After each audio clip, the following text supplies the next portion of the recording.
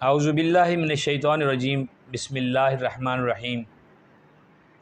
علم کے بارے میں کہا جاتا ہے کہ یہ انبیاء کی میراث ہے۔ علم حاصل کرو چاہے تمہیں چینی کیوں نہ جانا پڑے، اور علم جو ہے وہ گود سے گور تک، یعنی کہ پیدا ہونے سے لے کر قبر تک اس کے طالب رہو۔ یہ ہمارے پیارے نبی حضرت محمد مصطفیٰ صلی اللہ علیہ وسلم کی تعلیمات میں سے ہے۔ لیکن اس تعلیم کا فائدہ اٹھانا اور دوسروں میں اس کے سلسلے سے شعور پیدا کرنا ایک بہت بڑا ذمہ داری کا کام ہے، اور ایک بہت بڑا جذبہ ہے، ایک قربانی ہے، ایک ولولہ ہے۔ اسی سلسلے میں کچھ دن پہلے میری نظروں سے ایک کتاب گزری، گداگری اور پاکستانی معاشرہ۔ نصر اللہ چوہان صاحب جو ہیں وہ اس کے رائٹر تھے۔ میں نے رابطہ کیا اور ان سے ایڈریس مانگا، ان سے چند لمحات مانگے۔ ان کا تعلق جو ہے نصر اللہ خان صاحب کا، یہ رتی ٹیبی گاؤں ہے، ایک صفدرآباد ہے، تحصیل ضلع شیخوپورہ کی۔ یہاں پہ یہ رہائش پذیر ہے اور پیشے کے لحاظ سے یہ استاد ہیں، ٹیچر ہیں، اور الحمدللہ اچھا جو ہے ان کا نام ہے۔ لیکن میں آج اسپیشلی ان کے پاس اتنا جو ہے وہ مشکل سے ان کا ٹائم بھی لیا اور یہاں پہ پہنچے ہیں، صرف اس لیے پہنچے ہیں کہ ایک بندے کو ایک گاؤں میں بیٹھے ہوئے کیسے خیال آیا کہ یہ جو گداگری ہے اس پہ کتاب لکھی جائے۔ اس پہ تو خیر جتنا مرضی لکھا جائے کم ہے۔ گداگری از خود ایک لعنت ہے، اور اس لعنت کو اب کچھ لوگوں نے پیشہ بنا لیا ہوا ہے۔ آپ یقین کریں کہ یہاں پہ پنجاب میں میں نے دیکھا ہے، بالخصوص اپنے شہر شیخوپورہ میں دیکھا ہے کہ لوگ دور دراز دوسرے صوبوں سے بھی مانگنے کے لیے پہنچے ہوتے ہیں۔ اور ابھی کچھ دن پہلے جو ہے، میں وہ ان سے بات بھی کروں گا، کچھ دن پہلے جو ہے نا سیلاب کی وجہ سے بہت زیادہ معاملات خراب ہوئے اور سیلاب زدگان کی امداد کے لیے بہت سارے ادارے حرکت میں آئے، تو شیخوپورہ میں کافی حد تک جو ہے یہ گداگروں کی کمی ہوگی۔ وہ سروے کرنے پہ پتہ چلا کہ وہ ان علاقوں میں چلے گئے ہیں جہاں پہ امداد تقسیم ہو رہی ہے، یعنی کہ لوگوں نے ایک دھندا بنا لیا ہوا ہے۔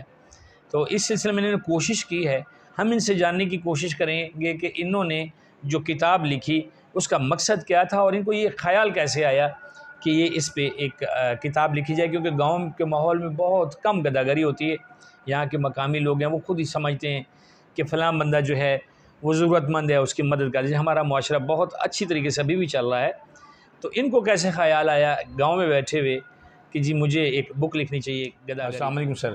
وعلیکم سر السلام۔ کیسے ہیں چوہان صاحب، خیریت سے ہیں؟ الحمدللہ جی، اللہ کا شکر۔ چوہان صاحب مجھے نا آپ کی کتاب کے حوالے سے میں نے یہ سفر کیا، ہم آپ کے پاس آئے، کافی دشوار رستہ ہے، مطلب ہمیں تو رستہ کا بھی صحیح پتہ نہیں تھا، تو غلط رستے سے آ گئے۔ تو آپ کو کیسے خیال آیا کہ یہاں اس علاقے میں بیٹھ کے آپ نے گداگری پہ قلم اٹھایا؟ یہ شہری جو ماحول ہے اس کا ایشو ہے، گاؤں میں ایسا نہیں ہے میرے خیال میں۔ گاؤں میں جو لوگ مجبور ہوتے ہیں یا ضرورت مند ہوتے ہیں، آپ لوگ مطلب گاؤں کے لوگ جو ہیں وہ خود بخود ان کی ہیلپ کر دیتے ہیں۔ یہ بیکاری جو ہے شہر میں دھکے کھاتے ہیں۔ آپ کو کیسے خیال آیا اس پہ قلم اٹھایا آپ نے؟ بسم اللہ الرحمن الرحیم۔ سب سے پہلے میں آپ کا شکر گزار ہوں کہ آپ اتنی مشقت سے یہاں پہ تشریف لائے اور یہ معلومات حاصل کرنے کی تجسس تھی آپ کو۔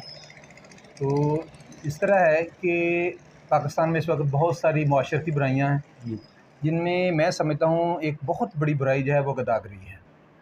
اور یہ صرف معاشرتی ہی نہیں، یہ بیک وقت معاشرتی بھی ہے، معاشی بھی ہے، مذہبی بھی ہے، ہر قسم کی برائی ہے۔ اور اس کا دن بدن میں دیکھ رہا تھا کہ فروغ پاتی جا رہی ہے۔ تو اس پر باقی جتنے بھی معاملات ہیں اس پہ کچھ نہ کچھ لکھا گیا تھا، مگر اس پہ آج تک کوئی لکھا نہیں گیا تھا بخاطر خواہ۔ تو میں نے یہ کوشش کی کہ اس کو میں نے انشاءاللہ العزیز صرف کاغذوں کی حد تک ہی نہیں رکھنا، پہلے اس کو میں نے بک کی شکل میں لانا ہے، انشاءاللہ اس کے بعد اس کو عملی طور پہ ہم نے نافذ کیا ہے۔ اب ہمارا گاؤں الحمدللہ جو ہے وہ بیگنگ فری گاؤں ہے، یہاں پر کوئی گداگر جو ہے وہ یہاں پہ نہیں آتا، اور اس کی مین وجہ جو یہی ہے کہ لوگوں میں آگاہی ہے۔ کچھ آگاہی ہم نے لوگوں کو ویسے دی ہے، اور اس کے بعد ہم نے اس بک کی مدد سے بھی بہت سارا جو ہے نا وہ گاؤں کے لوگوں کو آگاہی دی ہے کہ یہ چیز اچھی نہیں ہے، اسلامی تعلیمات کے یہ خلاف ہے، معاشی طور پہ یہ نقصان دہ ہے، اور اس کے علاوہ اخلاقی طور پہ تو یہ بہت ہی زیادہ جو ہے یہ گراوٹ کا شکار ہے، ہمارے نسلوں کو تباہ کر رہی ہے۔ آپ کیا سمجھیں گے یہ جو ہے ایک گداگری بھی ایک صنعت کا درجہ نہیں بنتا جا رہا ہے کہ لوگوں نے ایزی ارننگ سمجھ لیا، چلے بھیک مانگی دیہڑی بنائی اور گھر بیٹھ اس گئے؟ وقت جو گداگری ہے یہ صنعت سے بھی بڑھ کے بن گیا ہے۔ شہروں میں، دیہاتوں میں تو نہیں ہے، مگر شہروں میں ان کے باقاعدہ گروپ بنے ہوئے ہیں، ان کے مافیا بنے ہوئے ہیں۔ جو ہاسپٹل سے بچوں کو اٹھاتے ہیں اور ان کو آگے سیل کرتے ہیں، ان کو آگے رینٹ پہ دیتے ہیں. تو میں نے ایک رپورٹس پڑھی تھی، ان کے مطابق وہ چھوٹے بچے جو اٹھائے جاتے ہیں ان کو 500 روپے جو ہے وہ اس کا ڈیلی رینٹ ہوتا ہے، اور وہ اچھا بچے کرائے پہ دیتے ہیں. صحیح. عام طور پہ آپ نے دیکھا ہوگا گلی بازاروں میں جو عورتیں ہوتی ہیں ان کے پاس ایک چھوٹا سا بچہ ہوتا ہے، جی جی مگر وہ بچہ حرکت نہیں کرتا. آپ کو جتنا مرضی اس کو ہلانے کی کوشش کریں، وہ بچہ اصل میں رینٹ پہ لیا ہوا ہوتا ہے، اور صحیح. رینٹ پہ لے کے اس بچے کو نشہ آور دوائی پلائی جاتی ہے جس سے وہ سارا دن ہلتا جلتا نہیں ہے. اسی طرح یہ دیکھیں یہ شاہدولہ کے چوہے ہیں، وہ رینٹ پہ ملتے ہیں، ان کا ٹھیکہ ہوتا ہے. صحیح. وہ کوئی ہفتے کے لیے ٹھیکہ ان کا کرتا ہے، کوئی 6 ماہ کے لیے ٹھیکہ کرتا ہے، اور اس کے بعد پھر وہ ان کو واپس کرتے ہیں. جتنی اماؤنٹ ان کے کانٹیکٹ میں ہوتی ہے وہ ان کو دی جاتی ہے. اس اچھا طرح یہ ایک سند سے بڑھ کے کام تو بن گیا ہے اس گورنمنٹ وقت. نے اینٹی بیگنگ کا جو ہے، میں نے زیاد صاحب کے دور میں بھی دیکھا، وہ اٹھاتے تھے لوگوں کو وہاں پنڈی اسلام آباد سے اور نیلور فیکٹری کے علاقے میں چھوڑ آتے تھے تاکہ یہ پیدل جائیں گے تو یہ توبہ کریں گے. تو اینٹی بیگنگ کے لیے کافی گورنمنٹ نے بھی اپنے بنائے. بہت کیا اچھا آپ کا یہ آپ سوال سمجھتے ہے، ہیں کہ یہ ایکٹیو ہیں؟ بہت اچھا آپ کا یہ سوال ہے کہ گورنمنٹ کی اس کے بارے میں کیا ایفرٹس ہیں. گورنمنٹ کی جو ایفرٹس ہیں اس کے بارے میں وہ سیزنل ہوتی ہیں. جب گورنمنٹ کو کبھی سال کے بعد 2 سال کے بعد یاد آیا کہ یہ گداگر یہاں پہ زیادہ ہو گئے ہیں تو انہوں نے فوری طور پہ اٹھانے شروع کر دیے. کسی کو ادھر کر دیا، کسی کو ادھر کر دیا، کسی کو جیل میں، جو جیل میں ہوتا ہے اس کے پیچھے آنے والا کوئی نہیں ہوتا، پیسے دینے والا کوئی نہیں ہوتا، لہٰذا وہ مجبور ہوتے ہیں، وہ ان کو بھی 2 ماہ کے بعد چھوڑ دیتے ہیں. صحیح. اور ایک چیز دوسری یہ ہے کہ جو بڑے بڑے گداگر ہیں ان کے پیچھے ایسے ایسے مافیا ہیں، وہ تو ان کو جیل اور تھانے تک جانے نہیں دیتے. صحیح. کراچی کا واقعہ، وہاں پہ ایک آدمی نے اپنی بیٹی کو جہیز میں ایک چوک دیا. آپ یہ سن کر حیران ہوں گے. انہوں نے کہا کہ یہ فلاں چوک جو ہے یہ میں تمہیں دیتا ہوں. دینے کا مطلب کیا ہے کہ وہ گداگری وہاں پہ وہ کرے گی، وہ عورت اور اس کا خامد. یعنی اس طرح کی سچویشن میں بنی ہوئی. کویت میں ہم، یہ پوری دنیا میں ہے، کویت میں ایک آدمی کو پچھلے دنوں میں گرفتار کیا گیا تھا تو 16 کروڑ 80 لاکھ کے اس کے احساسات تھے اس ایک گداگر کے. اسی طرح پاکستان میں مختلف قسم کی گداگری ہے، اور یہی ان کی سچویشن ہے.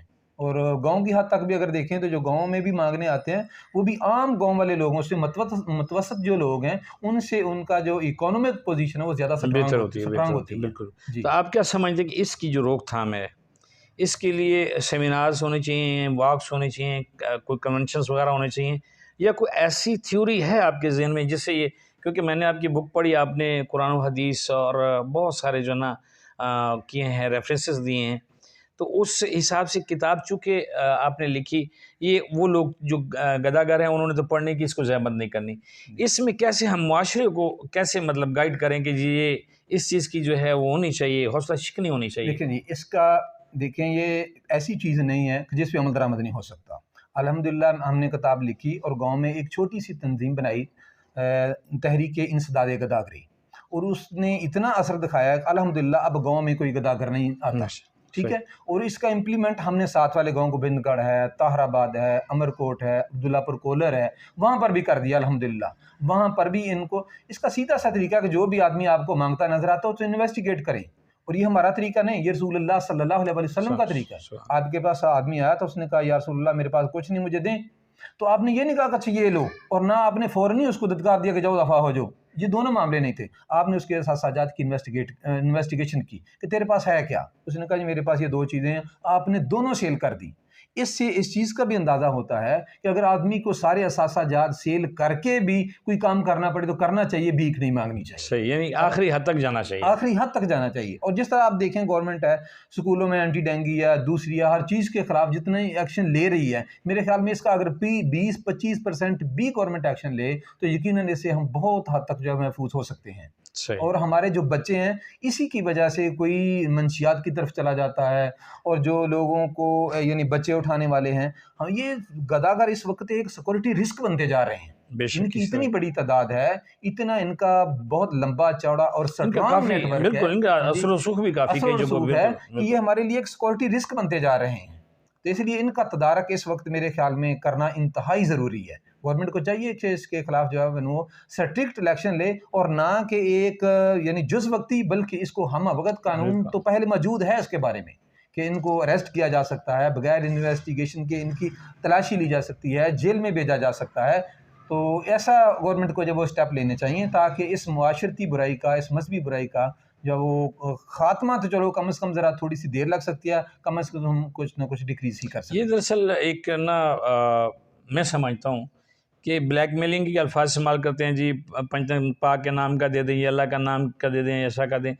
اب کچھ لوگ کہتے ہیں کہ یہ ان کی مدد کرنی چاہیے، ایک دو بزرگوں کے حوالے سے بھی کال پڑے کہ جی اللہ تمہیں وہ بھی دیتا ہے جس کے تم مستحق ہو، اللہ وہ بھی تمہیں دیتا ہے جس کے تم مستحق نہیں ہو، اس لیے ان کا مت کریں کہ یہ مستحق ہے یا نہیں ہے، آپ نے اللہ کی راہ پہ دینا ہے۔ تو کیا یہ آپ اس اتفاق کرتے ہیں کہ ہمیں بغیر انویسٹیگیشن کے، بغیر اس بات کے دے دینے چاہیے، ہیلپ بہت کر اچھا دیں؟ سوال ہے آپ کا، اور یہ اکثر لوگوں سے میں نے بھی سنا ہے، اور یہ لوگ کرتے ہیں جی کہ جو مانگنے آتا ہے وہ اللہ کے نام پہ مانگتا ہے۔ وہ اللہ کے نام پہ اصل میں مانگتا نہیں، وہ ہمیں بلیک میل کرتا ہے۔ وہ آپ نے دیکھا ہوگا جو مانگنے والے ہیں یہ ایسے، اگر کسی اہل تشیع کے دیوار گھر پہ جائیں گے تو جا کے کہیں گے جی پنج تن پاک کے نام پہ دے دو، جی امام حسین کے نام پہ امام دے حسین دو، کو بالکل بالکل امام سر۔ حسن کے نام پہ دے دو۔ اہل سنت کے جائیں گے ان کا طریقہ کار اور ہے، یعنی جس طرح کی وہ سچویشن دیکھیں گے، اگر کسی کے سامنے دیکھا ہے عورت ہے، اس کا بچہ ہے، تو اس کو بچے کو دعائیں دینے شروع کر دیں گے، جی اللہ اس کو بڑا ہو کے یہ بنا دے، ڈی سی بنا دے، اے سی بنا دے۔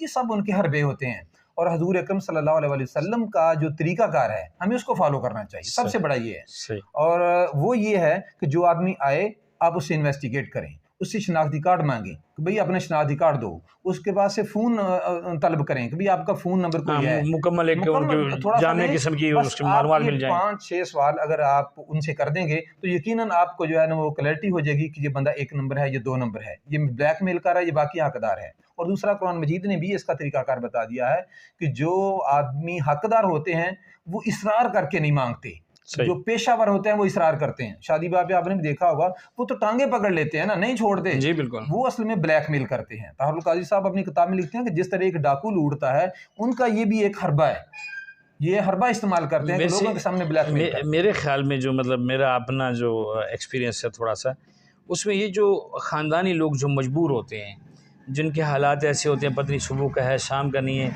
وہ مانگتے نہیں ہیں۔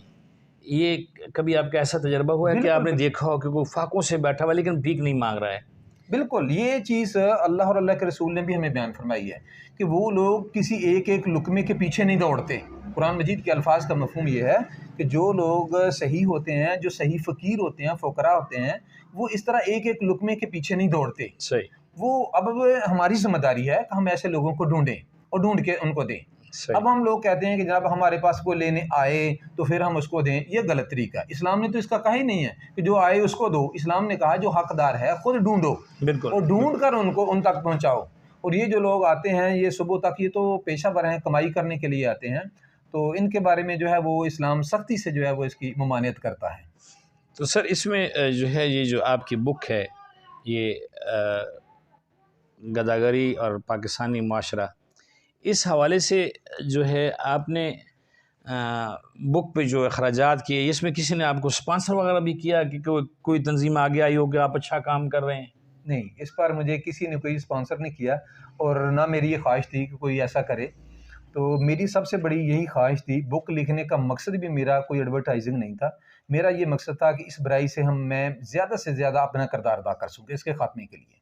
میں نے ایم فل کیا اور اس میں بھی میرا تھیسس یہی تھا، اور اس کے بعد آج تک جتنی بھی بکس ہیں وہ بھی میں نے اسی لیے لوگوں کو ڈونیٹ بھی کی ہیں، اور ساتھ شرط یہ لگائی ہے کہ آپ نے اس کو پڑھنا ہے اور اس پر عمل درآمد کرنے کی کوشش کرنی ہے جہاں تک بھی پاسبل ہو سکے۔